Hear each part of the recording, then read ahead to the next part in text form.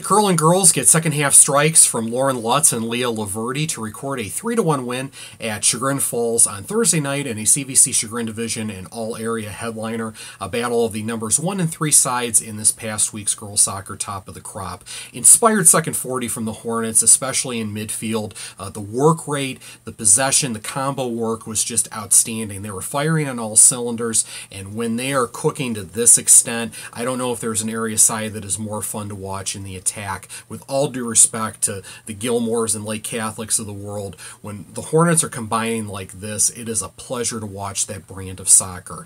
I have to give a shout out to Maya Zovko. She had an outstanding second half with her work rate and her ball winning as a center mid, setting a tone for her side. It was really a pleasure to watch that play out. And the equalizer there in the opening 40 by Erica, I got to say, I don't even care about the finish, to be completely honest, because that pinball touch to get through 3 defenders and create space for herself into the offensive third was just out of this world, especially for a 9th grader. Are you kidding me? Over 20 goals now on the year. Obviously, she's been on lethal form, and when she's playing touches like that in the offensive third, good luck stopping that. You know, we've talked about it often with Kirtland, but the interchangeability in the side is a big thing for them as well. Maya can play as a center mid or up top with Erica. Lydia Roden can play as a center mid or as a stopper in the back four when they're trying to see out a result. When you have that interchangeability in the side, it's a nightmare for the coach on the opposite touchline. It's a great problem for Ed to have, certainly, but it's a nightmare for the other team, and especially when they're firing on all cylinders like they were here in the second half. The one complaint that I do have, and Ed and I talked about this after the match, the set piece defending. It was not good. When you're the unbeaten #1 D3 side in Ohio the last 2 weeks in the state coaches poll, and you're an area standard bearer, by that standard, the set piece defending in the opening 40 by Kirtland stunk. They know it, and look, if that's the worst thing that comes out of a 3-1 road win against an outstanding Chagrin Falls side, that'll get them out on the training ground. They'll work on it and they'll move forward. That's a good problem to have when that's the worst thing you can say about a big 3-1 road win to improve to 11-0 on the season. As far as Chagrin Falls, a young side, and certainly younger than they intend to be, with Katie Schumacher out in the defensive third. Katie is such a rock for them in the defensive third, be it as a holding mid or as a center back, playing with that flat back four.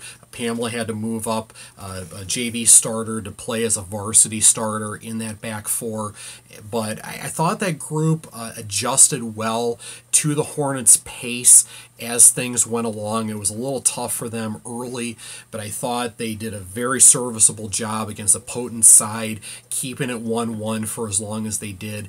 Ashton Hunt in particular had a very nice match. A veteran in that side, playing as a center back now, played as a left back earlier in her career, including on that state final side in 2016 as a sophomore.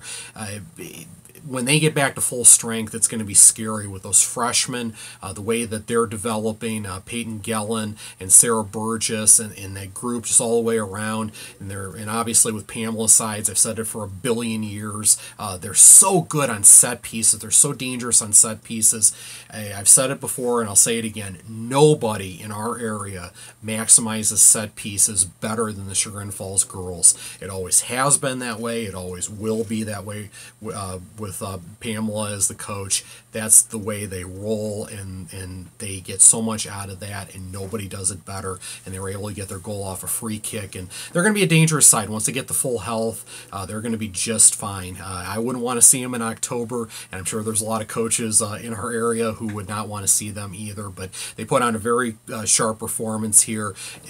You're only going to hold off Kirtland when they're firing like that. They're only going to hold them off for so long, and Kirtland was able to get that go-ahead goal from Lauren Lutz. A nice, cool finish from distance. Didn't overpower it, just kept it low to get that goal to make it 2-1, and then a nice unselfish ball from Maya Zovko to set up Leah Laverty to make it a 3-1 match for the final margin. But really nice win here for Kirtland. These these match situations will serve them well going forward. Being down 2-1 at the half against Kenston, falling behind early, albeit briefly here. These situations will serve the Hornets well going forward as they hope to embark on another D3 state final run. And when they're cooking like this, there's no reason to believe they can't after a 3-1 win over a very good Chagrin Falls side on Thursday night.